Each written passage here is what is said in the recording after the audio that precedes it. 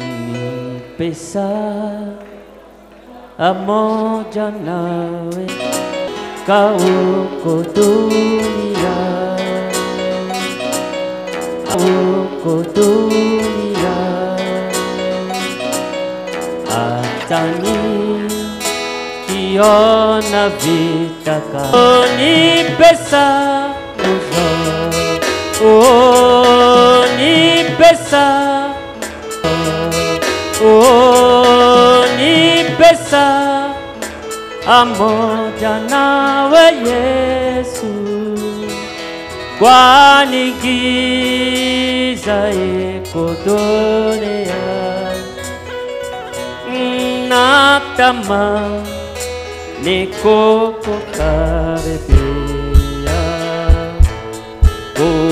kusikia neno lako nzuri, ni pesa pamoja nawe Yesu, katika jaribu na taabu, o makimbilio yangu mema, katika hatari na kasi, oh ni pesa pamoja nawe Yesu, kwani giza iko dunia,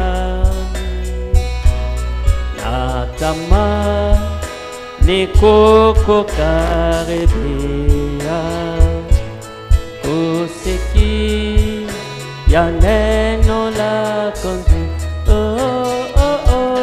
ni pesa pamoja nawe Yesu, kwani giza iko dunia,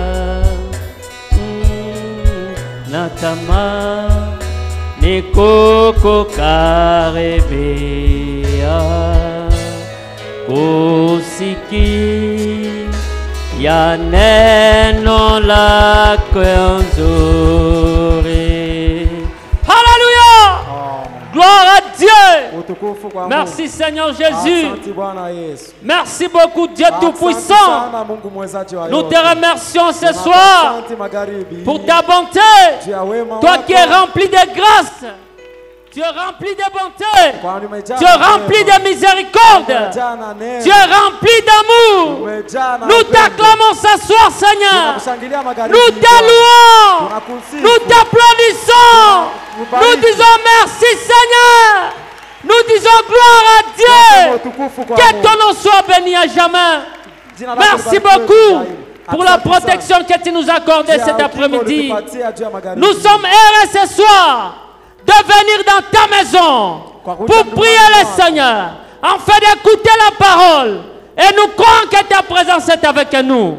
Merci beaucoup Jésus-Christ pour la protection que tu nous as accordée toute la journée. Depuis le matin, le Seigneur était avec nous. Nous sommes reconnaissants pour cela. Nous disons merci Seigneur pour cela. Ainsi nous abandonnons nos vies entre tes mains. Nous venons devant le trône de grâce et de miséricorde de Dieu. Nous demandons pardon ce soir. Nous inclinons nos têtes devant toi. Nous inclinons nos cœurs devant toi. Nous élevons nos mains vers toi Seigneur. Parce que nous sommes faibles ce soir. Mais toi tu es fort. Ainsi nous te prions de nous pardonner ce soir à chacun nos péchés, nos manquements, tout ce que nous avons fait Seigneur, nos indifférences. Pardonnez-nous au nom de Jésus-Christ. Merci Seigneur Jésus-Christ pour mon frère, pour ma soeur qui est venu ici ce soir. Nous ne sommes pas venus perdre notre temps inutilement ici, mais nous sommes venus pour prier notre Père qui est dans les cieux. Parce que quand nous prions, il va nous écouter, il va nous pardonner, il va nous exaucer. Parce que s'il a dit cela dans sa parole. Merci beaucoup. Bénis notre pasteur, bénis tes serviteurs ici ici présents. Bénis ton peuple. Nous remettons le service entre tes mains. Commence avec une début jusqu'à la fin. Ainsi nous chassons dehors tout esprit de lourdeur, de fatigue, de faiblesse corporelle, de pensées vulgaires. Au nom de Jésus-Christ, qu'ils aient tombé dans les arides, qu'ils libèrent ces lieux et que le Saint-Esprit de Dieu commence avec une début jusqu'à la fin. Ceux qui sont sur la route, Seigneur, presse leur pas pour que tous ensemble nous puissions commencer notre service dans la gloire de Dieu. Nous t'acclamons, Seigneur. Nous saluons ta présence, Seigneur. Nous poussons des cris de joie au roi des rois. Nous disons merci, Seigneur, car nous avons aussi prié par la foi. Au nom puissant de notre Sauveur et Seigneur Jésus-Christ. Amen. Que le Seigneur bénisse. Amen, amen. Nous sommes heureux d'être ici cet après-midi pour ce service de prière. Alors avant de continuer d'aller plus loin, nous allons chanter. Nous chantons ces cantiques. Dans le numéro 14. À la croix où mourit mon sauveur. Nous chantons avec joie.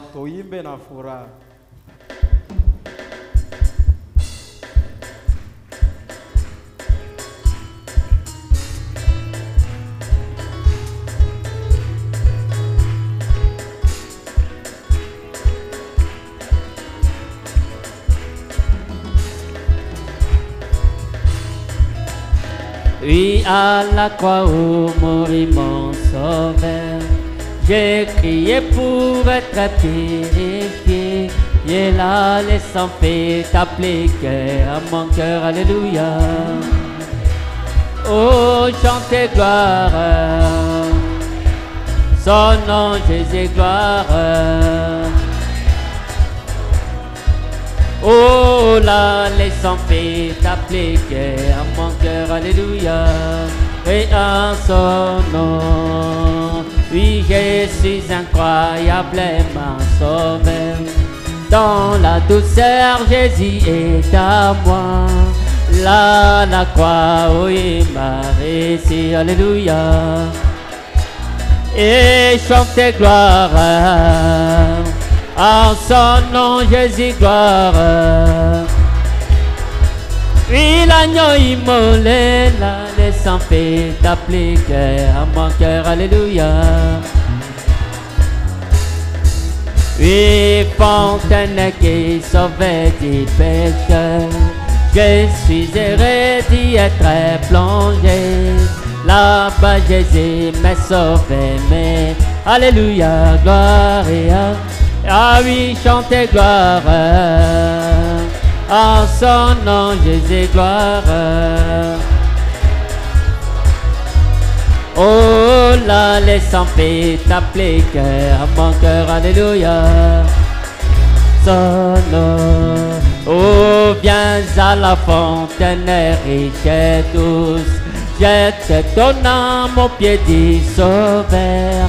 Plonge-t'y aujourd'hui et sois pire, alléluia. Oh oui, chantez gloire. En son nom, Jésus, gloire. Oh l'agneau immolé, là, les sang fait appliquer à mon cœur, alléluia. E nampenda, nampenda, nampenda, nampenda, nampenda, nampenda, nampenda, Bwana Yesu, nampenda, nampenda. Oh nampenda, nampenda. E nalingiye, nalingiye, nalingiye. Oh nalingiye, nalingiye. E nalingiye, nalingiye. Oh nalingiye, nalingiye. Hallelujah. E nampenda, nampenda. Nampenda, nampenda, nampenda. E nampenda, nampenda. Oh nampenda, nampenda.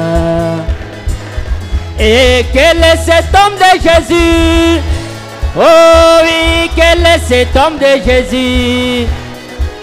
Oui, quel est cet homme de Jésus. Oh oui, quel est cet homme de Jésus. Oh, il guérit les malades. Oh oui, quel est cet homme de Jésus. Oh, le long de la tribu de Judas. Oh oui, quel est cet homme de Jésus. Oh, Jéhovah de l'Ancien Testament. Oh, c'est Jésus dans les nouveaux. Et alléluia, alléluia. Oh, alléluia, alléluia. Chantez, alléluia, alléluia. Oh, alléluia, alléluia. Oh, quel est cet homme de Jésus. Et quel est cet homme de Jésus. Il est le Jéhovah Shammah. Oh, quel est cet homme de Jésus. Oh, il est Jéhovah Jireh. Oh oui, quel est cet homme de Jésus. Chantez, alléluia, alléluia. Oh, alléluia, alléluia. Oui, alléluia, alléluia. Et alléluia, alléluia. Et kama mambi mkanisa. Wimbi upendo wa Mungu. E imba kama mawimbi wa ndugu. E tumbeni alléluia, alléluia, alléluia, tumbe alléluia. Oui, tumbeni alléluia, alléluia, alléluia, tumbe alléluia. Oh, pour anitele, anitele, anitele, pour anitele. Oh, Yesu anatembeya, tembeya, Yesu anatembeya, Yesu anatembeya. Oh, twendeni Sayuni, Sayuni.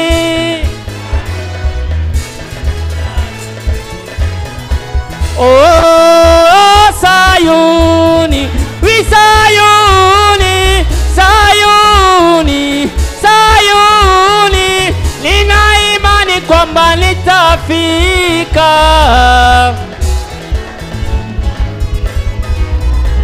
Oh, imba Sayuni, Sayuni, Sayuni, Sayuni. Nina imani kwamba nitafika.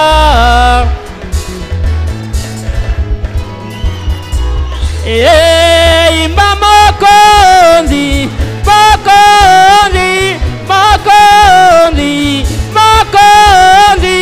Nina imani kwamba nitamwona.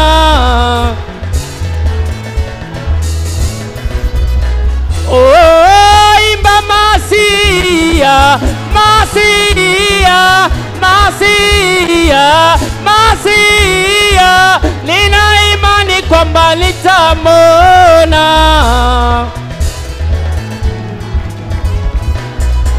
Oh, oh, imba milele, milele, milele, milele. Nina imani kwamba nitaishi. Imba, imba milele, milele, milele, milele. Nina imani kwamba nitaishi.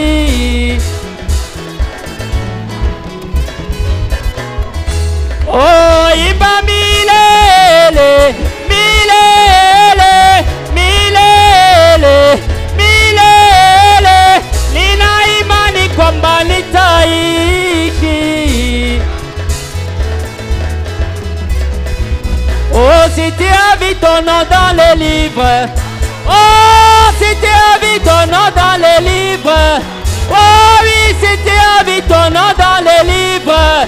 Oh, adoré, oh, adoré, oh, adoré, oh, adoré, oh, adoré, oh, adoré, oh, adoré, oh,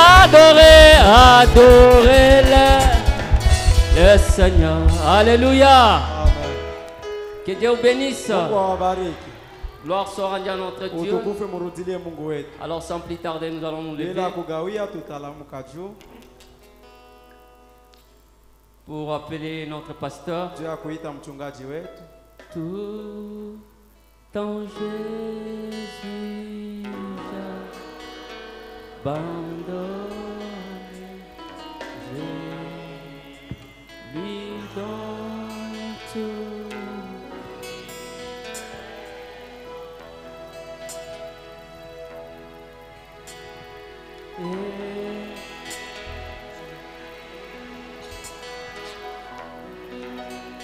Et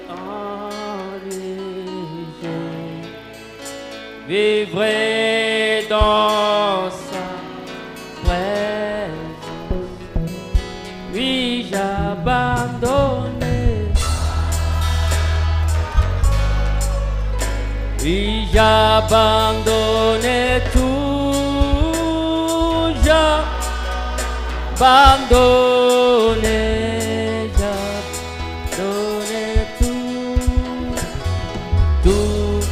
Autant l'immense,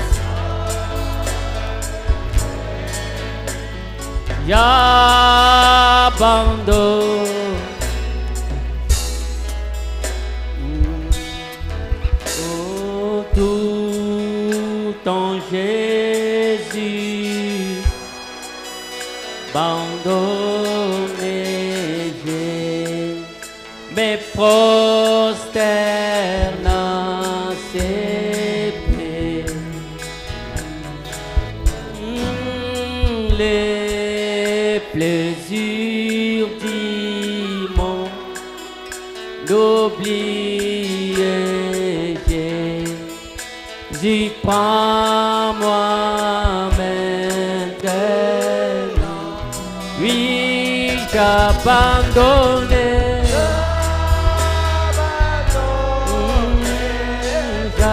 J'abandonne tout.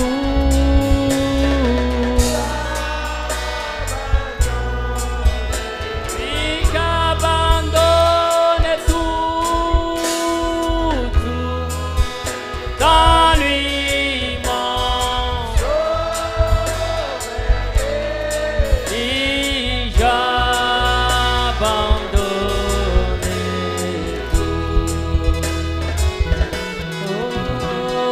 tout en Jésus, abandonné, fait moi sauver tout en toi.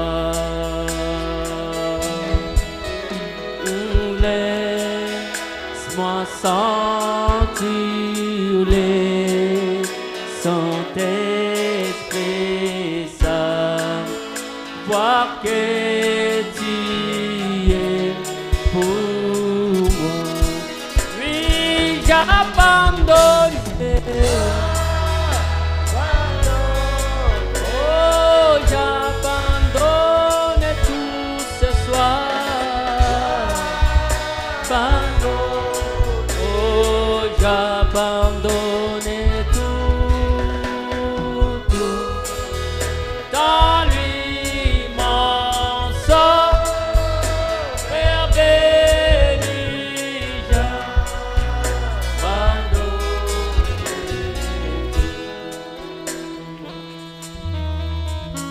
Oui, Seigneur, prends tout. Oui, Seigneur, prends tout. Oh, prends mon cœur et Prends mon âme. oui, Seigneur, prends tout. Oui, Seigneur, prends tout. Oui, Seigneur, prends tout. Prends mon cœur, prends mon âme, oui, Seigneur, prends tout. Prends mon cœur et prends mon âme, oui, Seigneur, prends tout.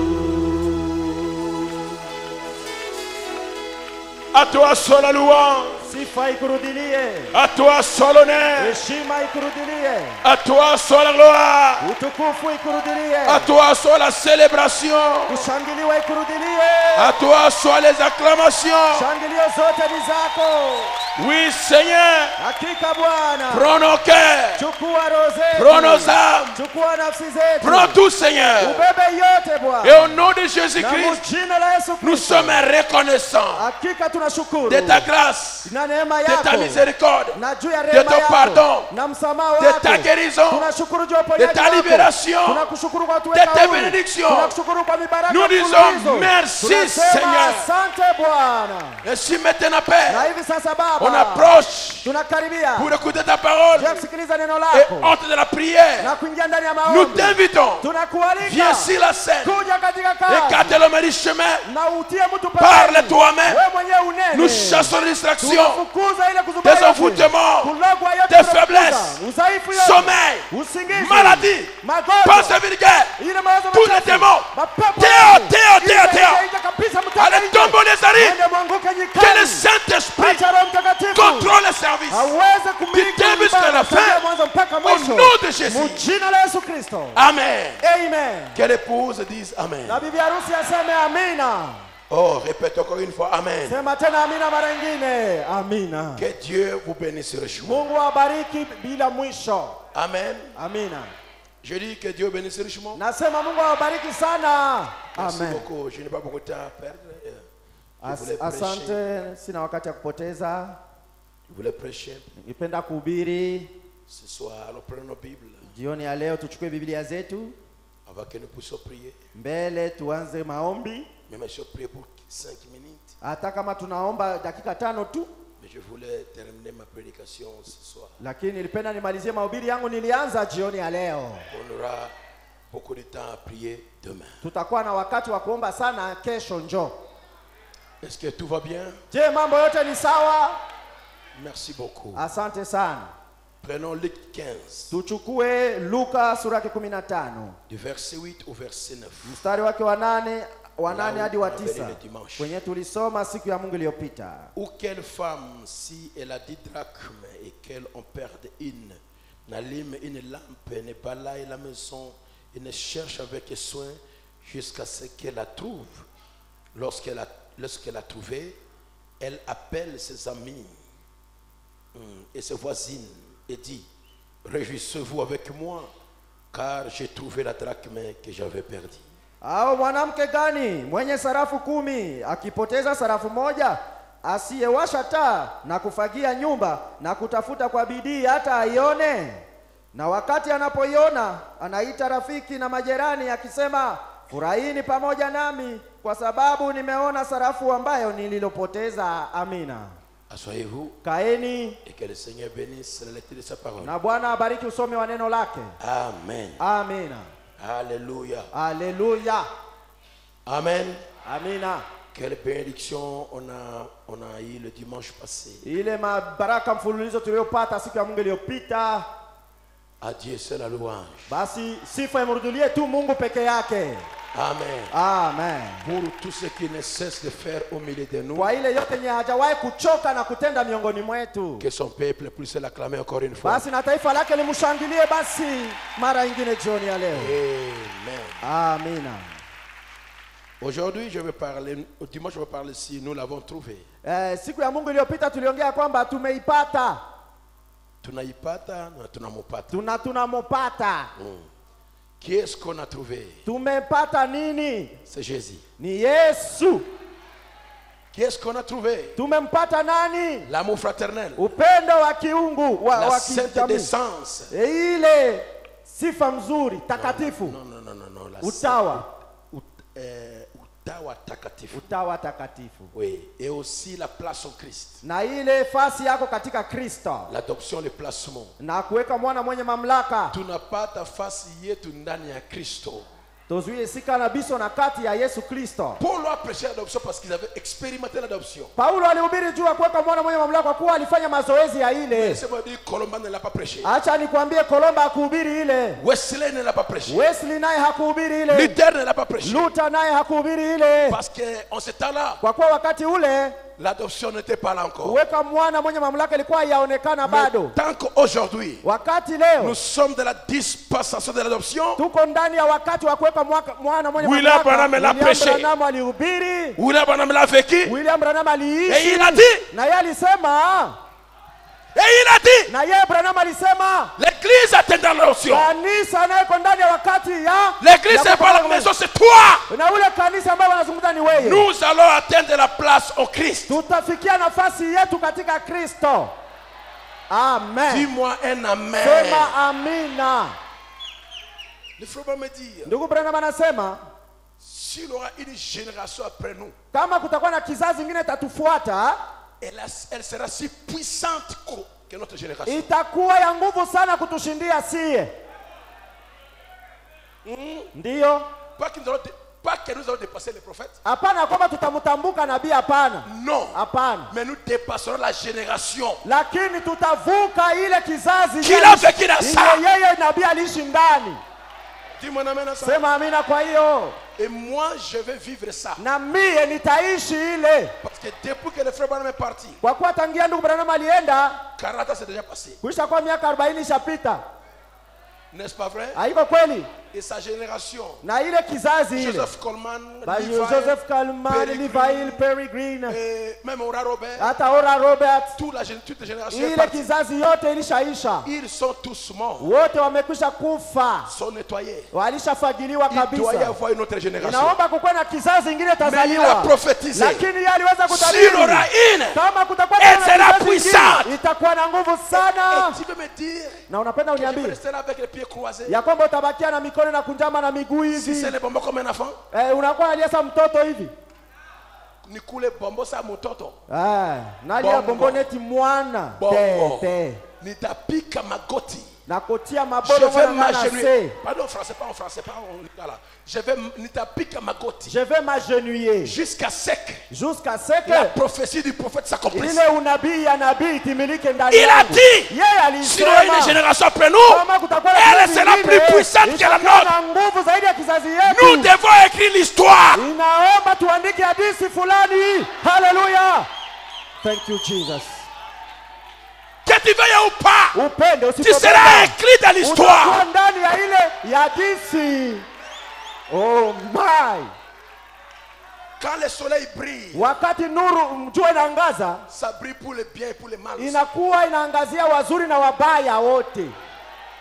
Quand ton soleil brille, Wakati jua yako itaangaza, tu influences les mauvais et les bons. wewe utashawishi na wazuri na wabaya. Que tes parents veillent ou pas, Wazazi wako wapende que tes sœurs wasipopenda, veillent ou wadada pas, yako wafurahi wao que tes voisins wakatale, veillent ou pas, wajirani wapende que tes amis veillent wasipopenda, ou pas. warafiki yako Il wapende faut être wasipopenda, influencé par ta lumière. watashawishiwa na nuru yako weye. Amen. Que ta sœur dans la famille te hait. Hata dada yako mjamaa kuchukie, Quand il va prier wakati wewe utaomba dans le secret, ndani ya siri ile, il va demander secours. hata ukulomba msaada. Est-ce un mensonge? Je ni bongo?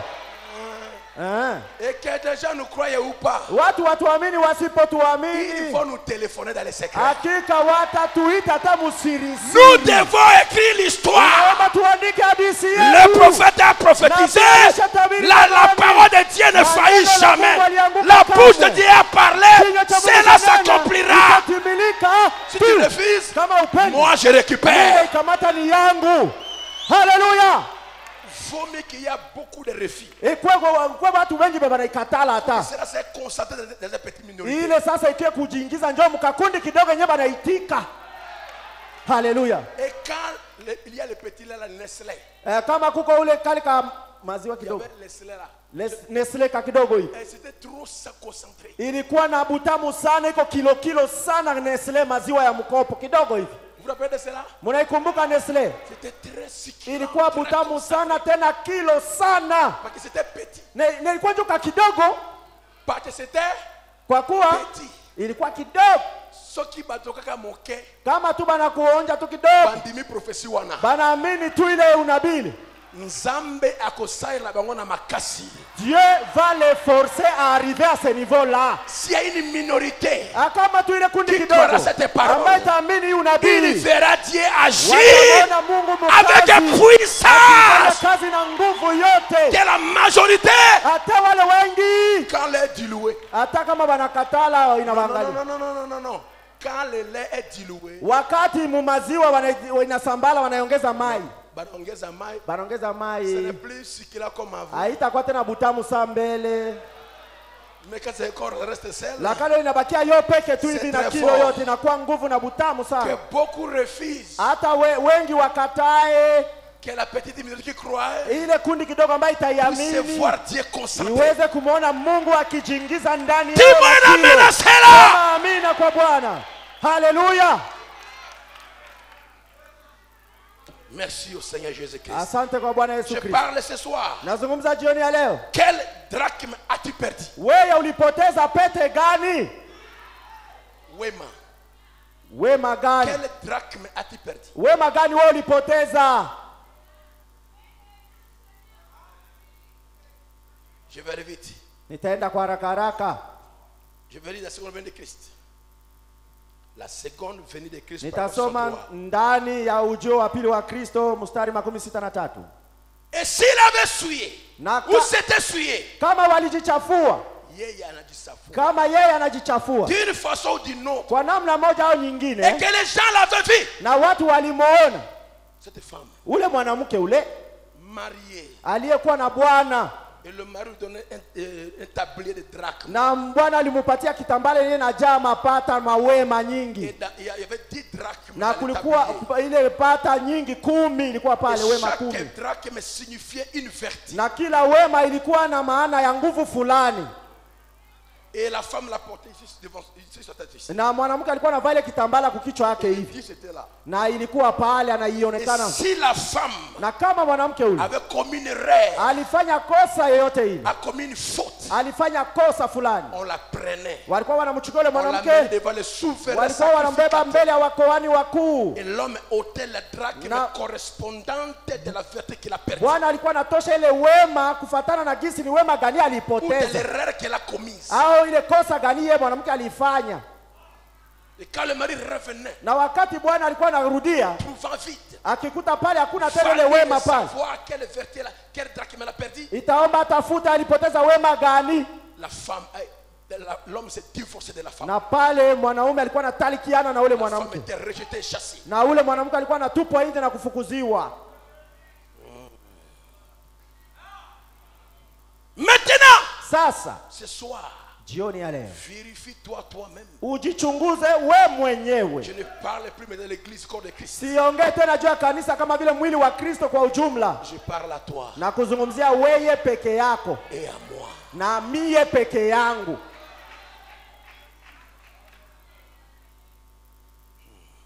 On l'a mené devant le sacrificateur. Walikuwa wanambeba mbele ya kuhani. On apportait la preuve. Na walikuwa wanaita dhibitisho. Qui attestait qu'elle avait été prise en flagrant délit. Yenyewe inaonesha waziwazi kama alifanya kweli ile kosa. Balimubana kabisa. Et si le sacrificateur constatait, na kama wakoani wakuu wanakia kugundua ya kwamba qu'elle était une femme mariée, ya kwamba alikuwa ni mwanamke mwenye il retirait de sa tablette, walikuwa wanatosha kitambala yake une drachme, ile wema, en considérant le mal qu'elle avait fait. Inaonesha ubaya yeye alitenda, wanaitosha. S'il avait gâché sa vertu, kama yeye aliharibisha nguvu yake, on lui enlevait la drachme correspondante. Walikuwa natosha ile wema yenyewe inafanana na ile. S'il avait flirté, kama yeye flirté, kama alienda na balimutongoza, aliingia mambo ya bwana. Écoutez bien. Fata mzuri. Ce n'est pas qu'elle a commis adultère. Hakusema kama alifanya busharati, hapana. On l'a trouvé avec un homme. Walimkuta tu na bwana. En train de parler. Biko banaongea bo bawili. Une femme mariée. Mwanamke mwenye iko wa bunyumba. Si tu es ici, tu aimes parler avec d'autres hommes qui n'est pas d'autres hommes qui ne sont pas ton mari. Kama unapendaka kuongea na banaume bengine benye haiko bwana yako na uko hapa. Tu dis que non, mais ton téléphone t'accuse. Unaweza sema hapana lakini simu yako sinakuchongea. Il y a des hommes. Wewe uko na wanaume qui te courtisent sœur. Wa bwana beba na kutongozaka dada. Et tu dis à ton mari. Na unaambia bwana yako. Tu penses que moi aussi les hommes ne me suivent pas. Unawazia kama na mie banaume abaezi nitafuta nini? Ton drachme. Ile wema yako pata yako inatoka. Il n'est pas dit adultère. Abakusema uzinifu hapa usharati. Flirter. Wanasema tu kuongea na bwana mwingine. Kutongozana.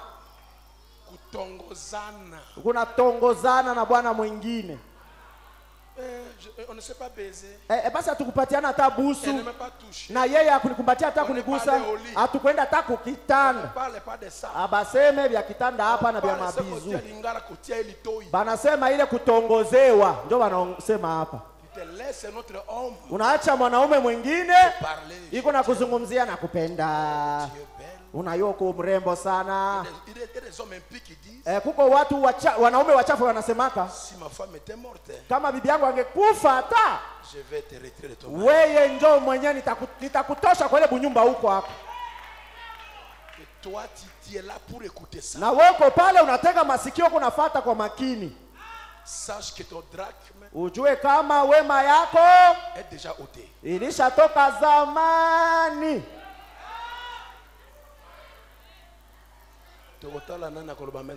Tutaangalia nani ndio watasema amina leo hii.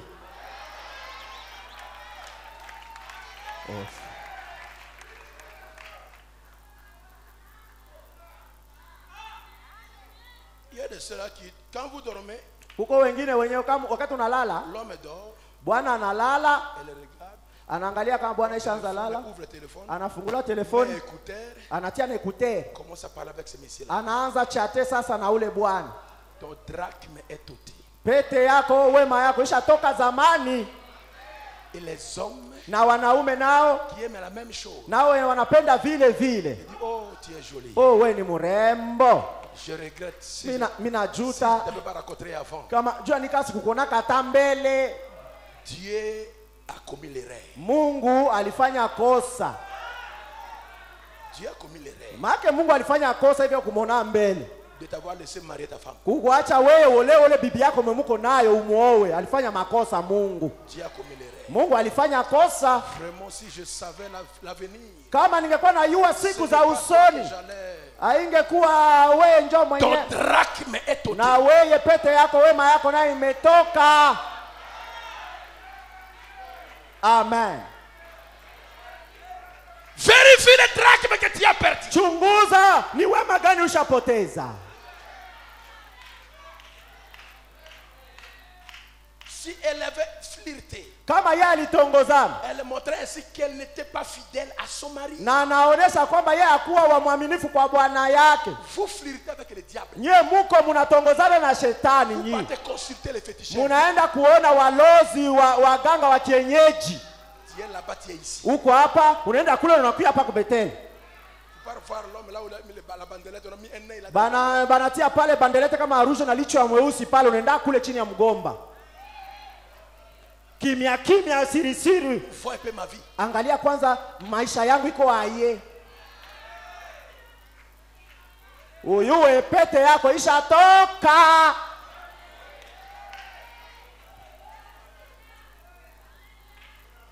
Tu vas crier que Dieu ne m'aime pas. Utalalamika Mungu anipendake. Dieu aimait celle, une personne qui part consulter son ennemi. Mungu apende mtu mwenye alienda angalia adui wa Mungu akupende. Tu consultes l'ennemi de Dieu. Wewe unaenda kuongea na kuona ule adui wa Mungu. Chez Lucifer. Kule kwa Lucifer. Tu peux consulter ta vie là-bas. Unaenda kuona maisha yako kwa Lucifer. Écoutez-moi bien. Unifuate mzuri. Écoutez-moi bien. Unifuate mzuri. Saul avait commis ses erreurs. Sauli naye alifanya ile kosa. Mais tant qu'il n'était pas parti considérer une sorcière, wakati yeye kwenda kuangalia ile mlozi, il ne mourrait pas. yeye alikuwa anakufa mbele ya kwenda kumuona ule mlozi. Mais quand il est parti wakati tu considérer la alienda kumuona sorcière, ule mchawi wa Ndoro, ule le mchawi, Seigneur me dit, il mourut prématurément. atakufa mbele ya wakati. Même si c'était rejeté, hata kama alikuwa yatupiliwa, pas mort. hakukufa. Jusqu'au jour où il consulter la mpaka sorcière. siku nyali alienda ule mchawi mwanamke ule. Écoutez, même si Dieu ne te parle plus, même si Dieu ne te parle plus, hata kama Mungu hakuzungumzie tena, tu n'écoutes plus sa voix, au sikiake tena sauti ya tu Mungu, n'as plus pas de vision, au upate tena tu n'as plus taono, de songes, auone hata ndoto, reste constant. bakia pale pale kwenye Mungu. Reste là. Bakia tu pale, usitoke pale. Le Seigneur se souviendra de Bwana toi. atakukumbuka siku moja. Haleluya. Tu peux dire amen à cela. Haya, sema amina kwa ile. Haleluya. Oh, le pasteur chaque culte, il y avait la parole de connaissance. Peut-être ce n'est plus. Laisse-moi aller demander là-bas. Kulikuwa ile maneno ya kujua ilikuwa inafanyika, haifanyika tena kwangu. Hivi kuna kwa kimya, acha kwa niende niulize na kule. Est-ce que c'est toi qui avais pleuré la parole de connaissance? Est-ce que wewe ndio ulileta ile neno ya kujua? Est-ce que c'était toi qui avais pleuré la parole de connaissance? Wewe ndio uliombaka ile maneno ya kujua ikuye, wewe uliombaka juu ya ile? Non, Dieu a vu que son peuple avait besoin de cela. Mungu aliona kama taifa yake kuna lazima ile, il a donné. Ndio anaileta. Et quand il voit les gens commencer à méfier, na wakati anaona watu wanaweza izarau, il retire. Anaifunga. Il choisit qui va parler avec. Anachagula tu benye ataambia ile watakubali ile. Amen. Reste là, attends. Bakia tu pale uchunge. Oh, Dieu ne me parle pas. Oh, Mungu anizungumzie. Je considère Dieu, il n'y a pas de rêve, il n'y a pas de vision. Nilishamuomba Mungu, sione ono, sione ndoto, sione neno ya ujuzi. Acha kwa niende kwa nikaulize kule. Dieu va dire là. Mungu anasema pale. pale. La ligne rouge. Pale inakuwa mstari nyekundu. Traverse. Unavuka tu ile mstari. Saulo. Demain. Kesho. Pas après demain. Hapana kesho demain, yake. toi et tous tes enfants. Kesho na wewe na watoto wako wote mtanikuta ngambo ya pili huko. Ayez des limites. Muwe na mipaka. Ayez des limites. Nasema muwe na mipaka na kiasi. Le Seigneur te visitera. Bwana atakutembelea tu. Le Seigneur se souviendra de toi. Bwana atakukumbuka tu. On dit mon amen à cela. Amina kwa hiyo. Amen. Tu demandes pour ceci, Dieu parle. Unaomba joy, Mungu anasema. Dieu parle. Mungu anasema sasa tunalomba anasema anajibu. Subitement tu amènes. Kwa ghafla tu unaleta hitaji nyingine. Dieu n'agit pas. Mungu ananyamaza kimya. Cela signifie quoi? Ile ni maana yake nini? Dieu n'agit plus. Ni kusema Mungu atende tena. Dieu regarde ta Mungu réaction. iko naangalia wewe utafanya aye. Dieu agit. Mungu iko natenda tu. Il veut savoir quel est réellement ton amour. Anapenda aone kwanza upendo yako iko je kwake. Tu aimes les dons. Wewe unapenda zawadi ndio sana. Lui le donateur. Au unampenda ndio ule mletaji wa zawadi.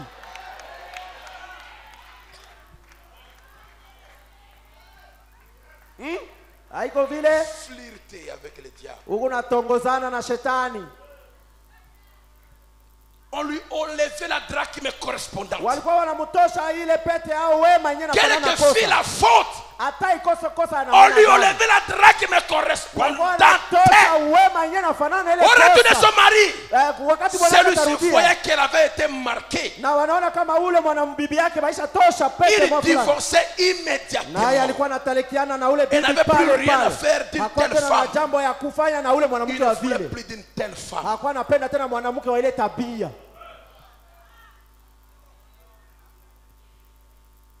Saulo a essayé. Saulo alipima. Et le lendemain? Na kesho yake? N'est-il pas mort? Je, hakukufa? C'est pas terminé. Haiko mwisho pale. Ahaz est tombé. Yeye alianguka kutoka kule kwenye balkoni. Au lieu d'aller consulter Dieu, pasipo kwenda kumuuliza njoo Mungu, il a pris ses hommes, akachukua waskari wake, akaenda Ekroni kwenda kuona Beelzebub, ule mungu wa Ekroni. Mungu akasema des jours pourraient se prolonger, masiku yake ingekuwa mingi, lakini wewe unaachana na kuja kuniona mie Mungu. Saul n'avait jamais fait le mal que toi. Saul hajawahi fanya ile kitu nyewe Ahabu unafanya. Il n'a jamais pu le faire la femme de quelqu'un. Hajawahi kuchukua mwanamke wa mtu au kitu ya mtu. personne. hajaweza hata kupora mali ya mtu. Materiellement. Na mimi nilimbeba kwa Toi, ghafla. Akaz, fils Sasa d'Akab. Ahazi, wewe mwana wa Ahabu, Qu'est-ce que ça s'appelle? Tu joues avec moi, Dieu. unacheza na mie Mungu. Tu pars à Écron. Unaenda Ekroni Consulté kweli par Zeboub. kwenda kuuliza Beelzebub. Eli va vite. Elia, wende haraka kule, Va lui dire ça. wende umwambie mbio mbio. Avec le cheval, Eli Elia anafika kwenye farasi, anafika kule, anashuka, arrêtez-vous. ambia simama. Allez dire à votre roi. Wende umwambie mfalme wako, Il n'y a pas Dieu en Israël. hakuna Mungu hapa ku Israeli Il n'y nini? a pas Dieu à Bethel. Hakuna Mungu mubeteli maskani hapa ao. Que vous avez parti consulter les dieux étrangers. Tu mwende muone miungu ya lui. kigeni. Le Umwambie livre d'or. ile kitanda yenyewe kuna lalia hapa, hata lamuka. Frère, Ndugu, frère, faites attention. fanya angalisho. Faites à. Tufanye Je n'ai pas écouté, angalisho. faites à. Angalisho. N'abandonnez jamais le Dieu de ce message. Usiache kamwe Mungu wa ujumbe huu. Peu Amen. importe. Hata nifike. Là où tu es arrivé, l'état où tu arrives, reste là. Comme Dieu s'est souvenu de Rachel, il se souviendra de toi. Atakukumbuka na wewe vile vile. Hallelujah. Thank you Jesus.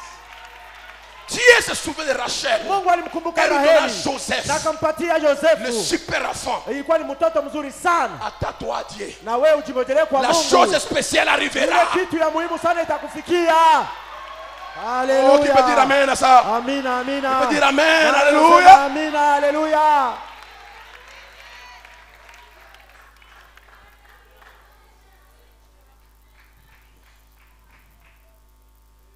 Verset 5. Kifungu yake 5.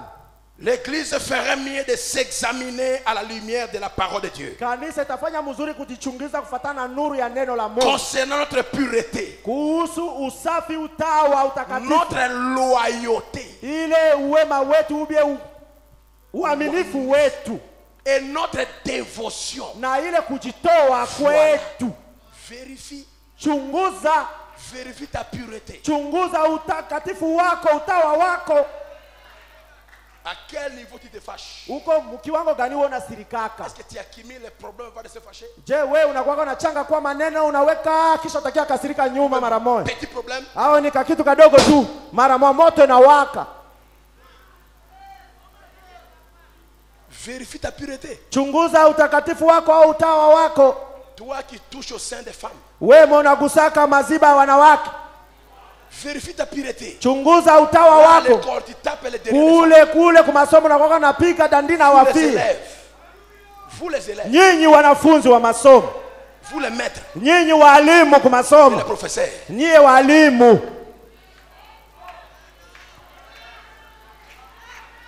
Vérifiez votre pureté. Mchunguze utawa wenu. C'est dit avec la lumière de la parole. Uichunguze na nuru ya neno. La lumière du message. Na nuru ya ujumbe. Qu'est-ce que le message dit? Ni ujumbe, mjumbe ndio anasema hivi. Vérifie votre pureté. Chunguza utawa wako. Hein? Deuxièmement, Ya pili, vérifiez votre loyauté uchunguze uaminifu wako à la parole de Dieu.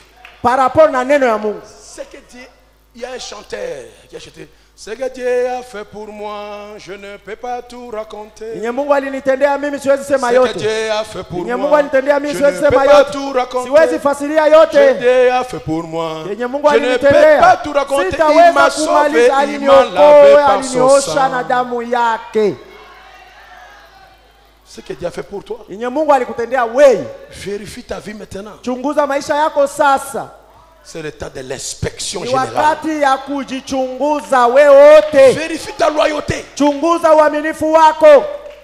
Ce que Dieu a fait pour toi, dis-moi quelle est la dose de ta loyauté envers Dieu. Upime kipimo gani ya uaminifu nyoko nayo kwa Mungu. Tu n'es pas loyal à Dieu. Wewe hauko mwaminifu hata kwa Mungu. Tu n'es pas loyal dans tes dîmes. Hauko hata mwaminifu kucha 10. Ni dans les offrandes. Au ndani ya sadaka hauko mwaminifu. Vérifie ta loyauté. Chunguza kwanza uaminifu wako. Vérifie ta loyauté. Chunguza kwa uaminifu On wako. va acheter le groupe électrogène. Wasema tutauza ile group electrogène. Vérifie ta loyauté. Chunguza sasa uaminifu wako. L'église a besoin. Kanisa inahitaji groupe électrogène. Vérifie ta loyauté. Chunguza sasa uaminifu wako. La parole se prêche. Neno iko nahubiriwa hapa. Vérifie ta loyauté. Chunguza uaminifu wako kwa ile neno. Quand la parole se parle, Wakati neno nanenewa hapa. quelle est ta loyauté? Wewe uaminifu wako ni wa kiwango gani? Ah, bah c'est marrant, tu y Il disait seulement ça. Quand ton pasteur te parle, Wakati mchungaji wako nje iko na kuongelesha. prends tes paroles avec des valeurs. Je, unakamata kale maneno na thamani yote? Ah, tu sais, Najua. le pasteur aussi c'est un homme, hein. Mchungaji naye sina iko tu mutu tusamie. Le pasteur c'est un homme. Si ni mutu tu. Mutu mutu. Mutu.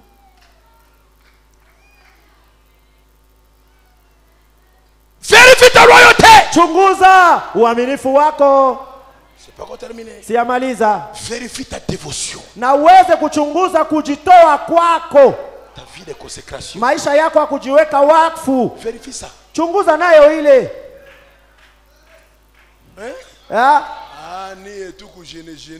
vous ne faites que gêner. Chaque fois gêner, tous les jours gêner. Ah. Ah, si, moi je suis en train de casser tes genoux quand moi je gêne, alors. Quand la parole casse tes genoux, assis-toi calmement. Ah, wakati neno navunja magoti yako, si wewe ikale tu kimya kimya sha kuvunja ikala kwenye huko. Vérifie ta dévotion. Chunguza kujitoa kwako. Cette sœur se donne à Dieu, ce frère se donne à Dieu. Dada anajitoa kwa Mungu, huyu ndugu anajitoa kwa Mungu. Wakati Mungu anamujibia, unasema kama Mungu iko na upendeleo. Il y a deux sœurs qui ont quitté l'église ici. Kuko wadada wawili walitoka kanisa hapa. L'autre disait j'ai empêché son mariage. Mwingine alisema kama mimi nilimkatalia ndoa yake ifanyike. Alors que le frère ne l'a jamais demandé au mariage. Ijapokuwa ule ndugu hayamutongozaka hata kumlomba hata kundoa. L'autre a menti au nom d'un frère. Mwingine naye akadanganya juu ya ndugu mwayua. Ce frère avait me marié. Ule ndugu alipenda kunioa. Ça fait circuler le bruit. Akaanza peleka habari huku na kule. J'appelle le frère, depuis quand c'est depuis quand? Namuita ndugu, tangia wakati gani unaanza kusemezana na dada huyu? Elle se tourne contre moi. Naye anakuya anaanza nichongea mie sasa. Regardez-moi. Mnisikilie. Écoutez, si tu es venu ici pour te marier, kama ulikuja hapa juu ya kuolewa au kuoa, tu sortais par la porte de derrière. Wewe utatokea kwa ile mlango wa kabambi ya nyuma kule. Mais si tu es venu ici pour être enlevé, kama ulikuja hapa juu ya kunyakuliwa, le Seigneur répondra à tes besoins. Bwana atajibu kwa hitaji zako zote. Amen. Ta dévotion. Kujitoa kwako. Nous sommes devenus cancaniens. Tulisha kuwa bateta cancan. Batu ya kusema mdomo mingi. Raconta. Kuongea vya bongo huku na kule pla. Cancanier. Wa kusema bongo huku na kule. Rapporteur. Unakoa kutosha habari huku unapeleka huku. Ya huku unapeleka huku. Et à chaque acte, une drachme est ôtée. Na kila tendo yako nafanya vile ukwe najua kuko wema au pete moja inatoka kukitambala yako. Si tu es cancanier, kama wewe ni wa kuteta kusema rapporteur, uko wa kubeba habari ya huku unapeleka huku. Fumeur de cigarette, wewe uko mvutai wa sigara. Médisant, uko wa kusengenya, kusema mambo mabaya, parler de mauvaises choses contre les autres. Et des Jézabel peinturlurés. Na wale wa Yezabeli walisajijaza mupodo rangi kusura. Inatoka ile pete weme natoka. Il y a des gens qui sont saints, des filles qui sont saintes. Kuko wabiti ambao ni watakatifu. Mais le jour de son mariage, siku ya ndoa yake, elle devient Jézabel. Anageuka Yezebeli. Anajaza makeup pale uyue pete natoka. Il met le sourcil comme ça. Aisha tia makope na chongoka hivi. Il coupe ici. Anakata makiki yake. Il met le stylo. Anatia kama ile crayon. Je te dis ceci. Nakwambia hivi. Malheur à toi. Ole kwako. Si c'est moi ton mari là. Kama mie ndio bwana yako mimi. Je veux dire ça ce n'est pas ma femme. Nitasema tu mbele mchungaji huyu iko bibi yangu huyu. Quand il offre, regarde bien est-ce que c'est elle. Sasa tunasema ndugu simwangalia mzuri kama ni yeye ndugu. Quand tu es parti demander au mariage là. Wakati uliendaka kumulomba kundoa kule kwa baba. C'était plein. Hapa makiki ilikuwa mingi kabisa makiki. Peut-être mobala linyoka pour makiki mingi wana. Saa zingine bwana akupenda tu na makiki la mingi ile. Sawa yeye ndugu alikupenda juu ile makiki mingi nyewe uko na kata. Mon épouse Azana, elle a beaucoup de cheveux. Bibi yangu kabisa ule dada iko na makiki ya mingi kabisa kisi mimi napenda. C'est mon goût vraiment. Ile ndio kabisa ladha yangu. Le jour de ton mariage. Siku ya ndoa ale banatosha na wembe. Si c'est moi. Kama ni mie njoo bwana wako takuona. Angalia tu ninasema mchungaji. C'est pas ma femme. Haiko huyu dada njoo mimi napendaka. La mienne avait des sourcils. Wangu mie iko na makiki ya mingi sana huku. Me huyu hapana mchungaji usimjue. Scandale kobima hawa. Na pale itakuwa ole na haya hapa. Utalia na voile yako hapa. Okolela, tu vas pleurer avec ton voile. Ne vous souillez pas. Usijichafue. Ne suivez pas ces femmes de salon. Musiweze kufuata wale wanawake wa nje wale wa mbaraka. Suivez la parole de Dieu. Mufuate ndio neno la Mungu. Soyez belle comme dit la parole. Mukuwe warembo kisi neno nasema mukuwe warembo. Mais d'autres ont des ongles comme des poules. Wengine wanakuwa na makucha sawa kuku ya dike. D'où viennent ces ongles là? Ile makucha yote hii inatoka hapa. Et maintenant, comment tu vas tenir la casserole demain à la maison? Sasa wote asukula chungu yako kunyumba aye kesho. Makucha saka bemba. Inspection. Jichunguze.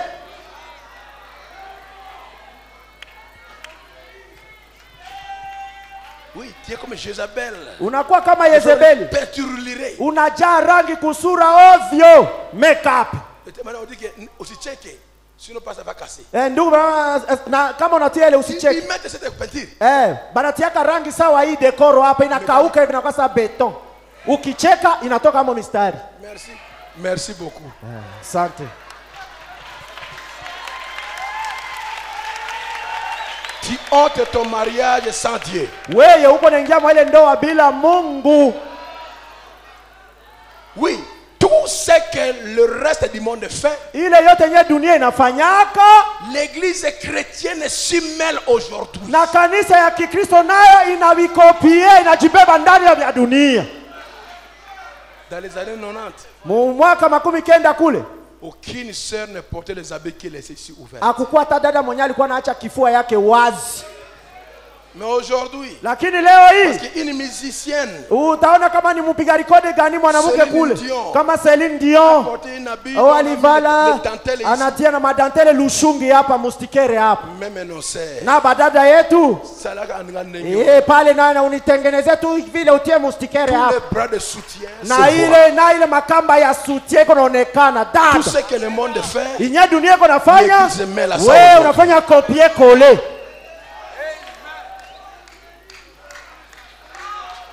Oui. Ndio. Je passe aujourd'hui la ville avec je passe en ville avec ma voiture. Nilikuwa napita katika mji hapa na gari. Bien vêtue avec une robe longue. Niliona mwanamke anavala mzuri na kanzu mrefu.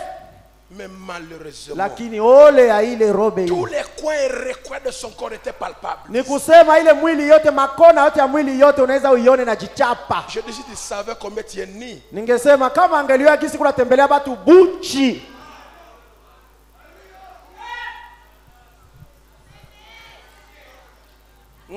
Tout ce que le reste du monde fait, l'église chrétienne s'y mêle aujourd'hui. De telle sorte que vous pouvez à peine faire la différence entre les deux. Il est temps pour nous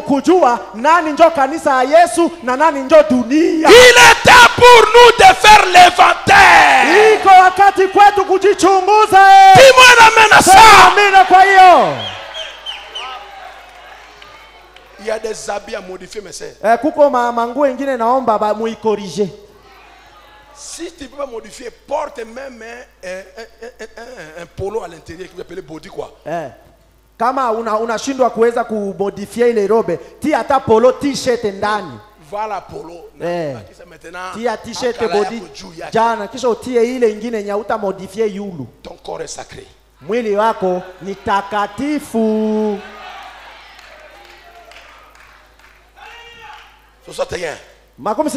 S'il y a eu jamais un temps où l'église devrait faire un inventaire pour voir si on a toutes les drachmes, c'est bien maintenant. C'est bien maintenant. Ni leo kufanya ile uchunguzi. C'est bien maintenant. Ni leo ndio Il inaomba fait fanya. sombre.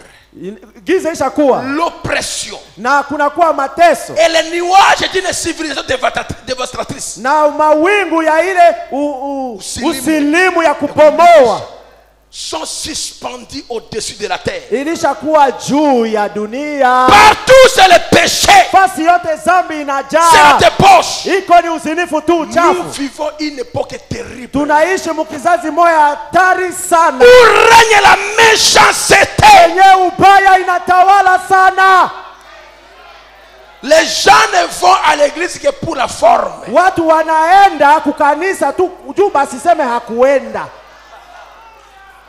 Pasteur atayua kama sikufika ataita. Si le pasteur sait que je ne viens pas, il va m'appeler. Non, le pasteur saura que je suis pas là, il va m'appeler. Mchungaji atajua kama sikufika, ataanza niita ulikuwa wapi. Bon. Oh. Je vais seulement aller. Ah, niende tu yangu tu vile niepuke maneno. Les gens vont à l'église pour essayer de cacher leur bassesse. Juu ya kuweza kufichika ile uchafu yao, maisha yao ya ovyo. Mambo ya chini chini ya kitoto ya ovyo. Ya kitoto. Des caprices inutiles. Na matabia hauna maana hata. Les gens vont à l'église. Watu wanaenda kanisani. Professent des chrétiens. Wanajiita kuwa Wakristo. Mais vivent comme le reste du monde. Lakini maisha yao inafanana tu sawa na dunia.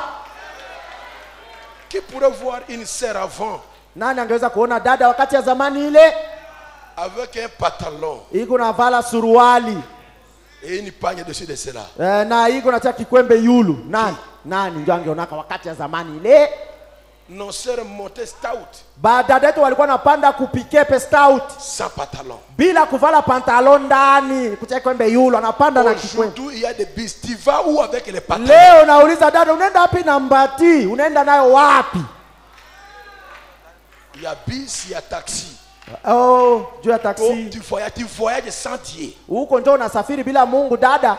Écoute-moi bien. Unifate mzuri. Au moment que tu portes pantalon. Wakati unatia pantalon yako hii. Tu portes malédiction. Unavala laana ujue leo. Ton voyage tout entier est maudit. Safari yako yote imelaaniwa. Il y a des ceux-là qui sont ici. Huko wenye wako hapa. Laisse-moi continuer à lire. Acha kwa niendelee kusoma.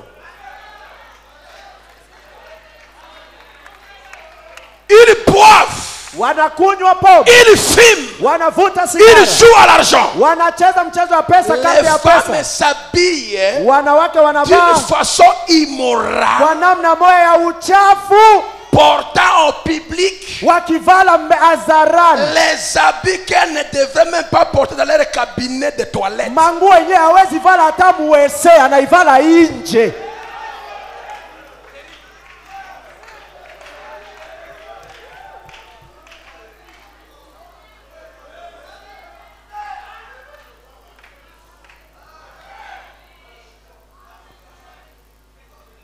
Tu toques à la porte. Unagonga kumulango. Tu écoutes les pieds, le bruit de bruit. Unasikia mfuja miguu pupu. Quelqu'un était au salon. Mtu alikuwa kwa salon. Elle est partie de la chambre. Anaenda mchumba. Après elle revient. Kisha anarudi. Pourquoi elle fouillait? Alikuwa anakimbia nini? Wewe unagonga kumulango mchumba. Tu sais quoi?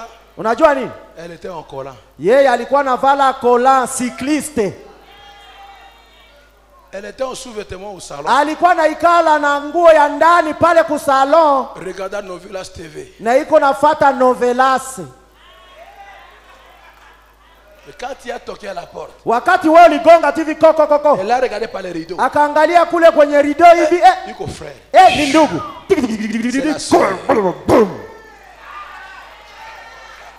Tu portes les habits que tu ne peux même pas porter ton WC. Uko navala manguo hadharani nye hata WC yako hauwezi vala kwa uko wewe peke.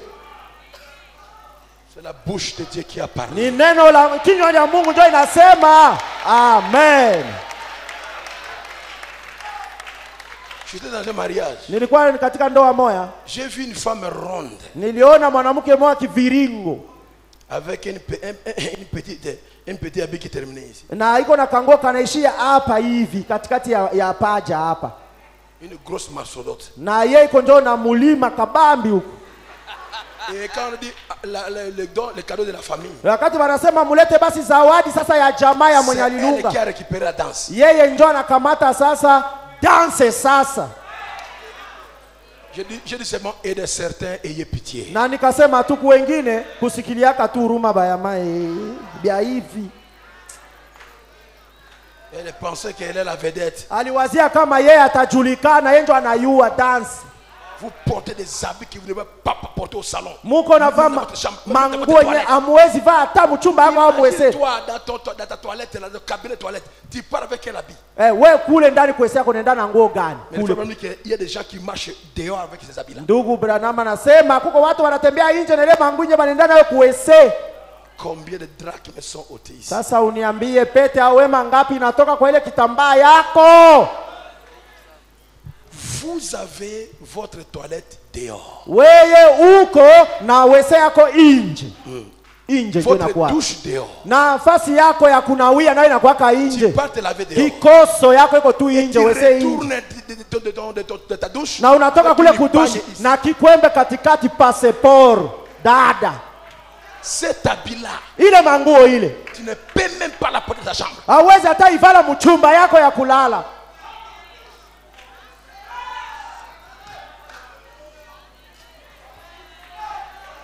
Et elle peut dire que Dieu ne me exauce pas. Kisha unakuwa unalialia aseme Mungu haiko ananijibia.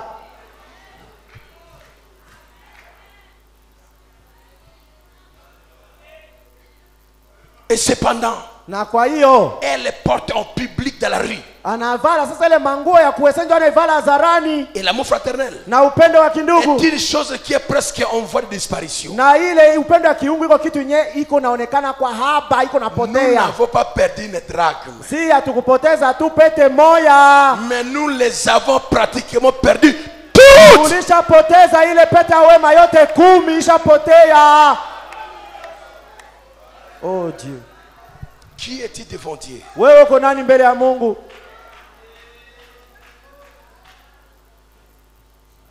Quel drachme as-tu perdu? Na wewe ulipoteza wema gani? Permettez-moi de prier demain. Laissez-moi terminer ça. Acha nimalize, tutaomba kesho. Et la femme, na ule mwanamke quand elle a écouté tout ça, wakati alisikia ile maneno yote, comment toi tu es tripoté au lieu du travail? namuna gani wewe banakuchezea kufasi ya kazi? On joue avec ton corps. Banachezeaka mwili yako kule bakolete. Huyu anakupiga huko anakugusa huku. Kila mwanaume anakugonga gonga huku. Tu n'as pas de caractère. Wewe hauna tabia. Uko tu pale unacheka cheka unisha tumene acha vile sipendake. Si un homme qui te touche, kama mwanaume anakugusa ton mari, ainyaiko bwana yako, montre ta couleur. Unamuonesha makali mara moja. Unamwambia bwana, que ça soit la dernière fois. Kwa mara ya kwanza na mara ya mwisho. Essaye encore. Pima tena siku nyingine. Je vais t'amener chez le chef. Na kubeba kwa mkubwa wa kazi. L'un de nous doit quitter le travail. Au kama hivi l'un de nous doit perdre le travail. Mmoja wetu mkata mimi na wewe mtapoteza kazi hapa. Il faut trembler. Nao watatetemeka. Tu n'as pas tripoté. Wewe hauko wa kucheza na hauko jouer ba kuguseguse huku ba kuguseguse huku. Dans les grands magasins à parfum, ndani ya ile mamagazin ya parfum ya kabana, il y a un parfum essayeur. Kuko ile parfum moja ndio iko echantillon ya kupimaka harufu. Unapima pa. Unakuya na hivi, unakuya unaonja unaenda. Abakatalaki. Mais n'essaie pas de toucher ce qui est dans la boîte. Sasa usisubutu kuenda kufungula mboîte yenye ko sele aseme uko napima. Tu vas acheter ça.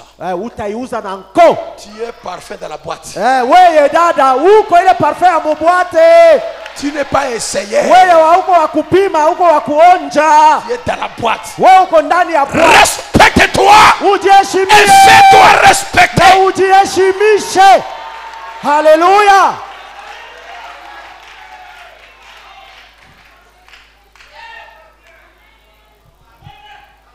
Quand la femme a découvert, wakati mwanamke aligundua l'une des vertus était perdue, ya kwamba mmoja ile pete yake ishapotea, alluma la chandelle pour voir. Yeye aliwasha kinara twende itafute. Chaque petite chandelle ici devrait aussi être allumé ce soir. Ndiyo ndugu, inaomba kila kinara iwashiwe jioni ya leo. Non seulement cela, mais elle a pris aussi un balai. Alichukua vile kifagio. Et les voyants pouvaient voir la poussière se voler. Na wajirani wangeweza ona mavumbi kunatoka sasa kunafagia kunatafuta ile pete. Il y a des choses qui tu dois arranger. Inaomba kuko mambo yenyewe naomba kutengeneza. Les poussières doivent monter. Ile inaomba vumbi ionekane kile kunafagia. Que le diable voie. Na shetani aone. Que l'homme, la femme, l'homme là. Ule mwanaume ule. Change les choses.